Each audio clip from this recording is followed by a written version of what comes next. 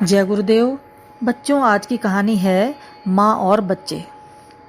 दिल्ली में कुतुब मीनार के पास शैला नाम की एक चुहिया रहा करती थी। उसके दो छोटे छोटे बच्चे थे। एक का नाम था चीनू और दूसरे का नाम बीनू।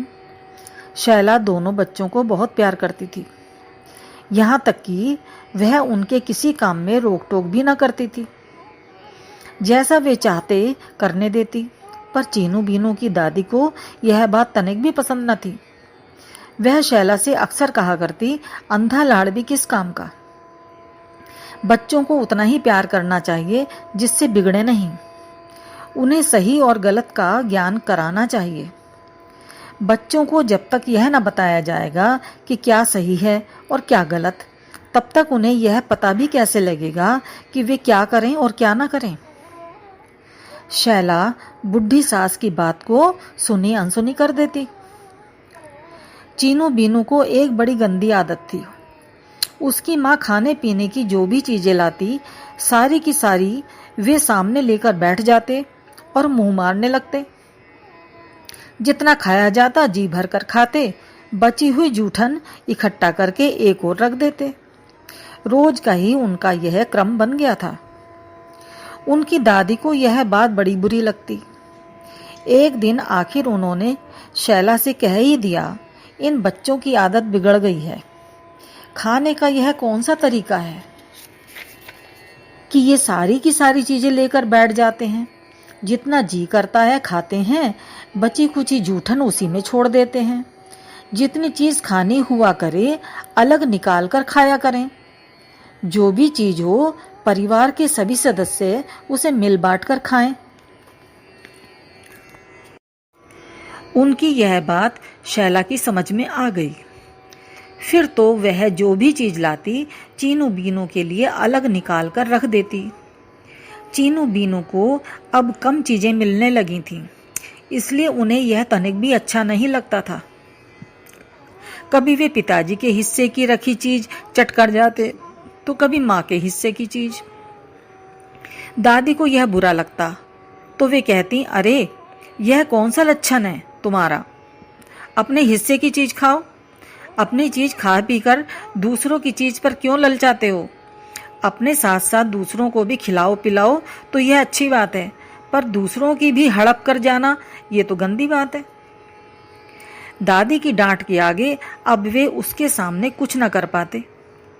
पर उनकी ऐसी गंदी आदत पड़ गई थी कि अपनी चीज खाने के बाद भी वे ललचाते रहते।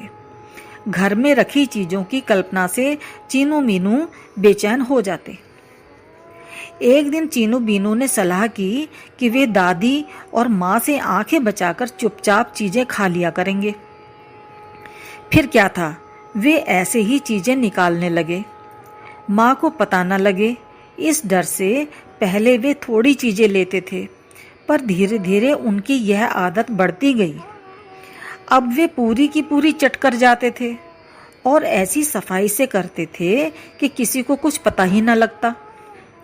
उनसे कोई पूछता तो साफ कह देते कि उन्होंने वह चीज नहीं ली है। माँ गायब हुई चीजों के बारे में उनसे प्यार से पूछती तो वे यही कह देते कि हमें क्या मालूम कहाँ गई। बार बार उनका यह उत्तर सुनकर शैला को बड़ा गुस्सा आया। उसने दोनों को सबक सिखाने की सोची। शैला एक दिन मिठाई का एक बड़ा टुकड़ा लाई। उसे पता था कि चीनू बीनू जरूर इसकी खोज करेंगे। उसने जानबूझकर मिठाई का वह टुकड़ा बिल के सकरे और अंधेरे भाग में रख दिया। चीनू बीनू उसकी खुशबू से बावले हो उठे। वह माँ के पास गए और बोले, माँ हमको मिठाई दो। बच्चों, तुम्हारे पिताजी को भी आ जाने दो, सभी साथ साथ खाएंगे। बच्चे माँ से तो कुछ ना बोले, पर भला उन्हें इतना धैर्य कहाँ। माँ की आंख बचाकर चीनू यह खबर ले आया कि मिठाई कहाँ रखी है। चलो भैया, जल्दी से चलकर मिठाई खाएं, वह बीनू का हाथ पकड़ते हुए बोला। बीनू ने बिल के बाहर बैठी माँ की ओर इशारा किया और बोला, बिल पर माँ बैठी है, माँ को पता भी नहीं लगेगा और चुपचाप से वे जल्दी खाकर आ जाते हैं। चीनू ने बीनू को घसीटते हुए कहा,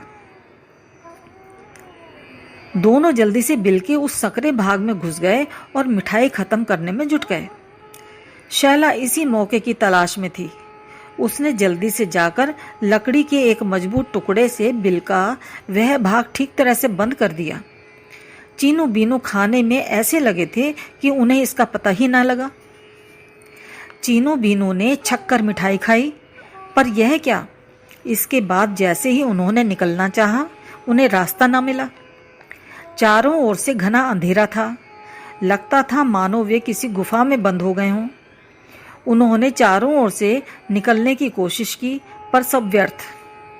उनके मुंह से खून निकलने लगा, पैर घायल हो गए, पर वे रास्ता न खोज पाए। बिल में लगी हुई लकड़ी को भी उन्होंने काटने की, धक्का देने की कोशिश की, पर उनके दांत टूट गए, हाथ चिपक गए, लेकिन लकड़ी टस से मस न हुई। वे समझ भी न पा रहे थे कि अचानक यह आखिर हो क्या गया। चीनू बीनू दोनों बैठकर रोने लगे। रोते रोते उनका बुरा हाल हो गया, बेहोशी छाने लगी। तब कहीं जाकर शैला ने लकड़ी हटाई। उसने बच्चों से पूछा, अब तो नहीं करोगे चोरी? चीनू बोला, हमने कौन सी चोरी की है, हम तो किसी के घर कुछ भी चुराने नहीं गए। शैला बोली, किसी से बिना पूछे उसकी चीज लेना ही चोरी है। घर में तुम माता पिता की आंख बचाकर चीजें लेते हो, वह चोरी ही तो हुई। जो बच्चा शुरू में अपने घर में चोरी करने लगता है, वह शुरू में खाने पीने की छोटी मोटी चीजें चुराता है, बाद में उसे बड़ी चीजें चुराने की आदत पड़ जाती है। माँ, प्यारी माँ, हमें माफ कर दो, हमें अपनी गलती पता लग चुकी है, अब हम तुमसे बिना पूछे कुछ भी नहीं लेंगे, चीनू और बीनू दोनों कहने लगे। शैला बोली, बच्चों, मैं तुम्हें ज्यादा चीज नहीं दे सकती, ऐसी बात नहीं है, पर मैं चाहती हूँ कि तुम मिल बांट कर खाना खाना सीखो। सारी चीज खुद ही खा जाना, दूसरों को ना खाने देना, यह बुरी आदत है। बुरी आदत जब पड़ जाती है तो बढ़ती ही जाती है, फिर उसे छुड़ाने में भी कठिनाई होती है। तुम अभी से आदत नहीं डालोगे तो बड़े होकर कैसे अच्छे बनोगे? बचपन में हम जैसे बन जाते हैं, बड़े होकर वैसे ही रहते हैं। बचपन के संस्कार ही तो हमारे भविष्य को बनाते हैं। माँ, हम वैसे ही बनेंगे जैसा तुम चाहती हो, चीनू और बीनू ने कहा और शैला से लिपट गए। हाँ तो बच्चों, इस कहानी से हमें यह शिक्षा मिलती है कि घर में जो भी चीज़ें माता पिता लाते हैं, वे सभी को मिल बांट कर खानी चाहिए। ऐसा करने से आपस में एक दूसरे के प्रति प्यार बढ़ता है, और प्यार व सहयोग बढ़ने से हमारी शक्ति भी बढ़ती है। बहुत बहुत प्यार बच्चों। जय गुरुदेव।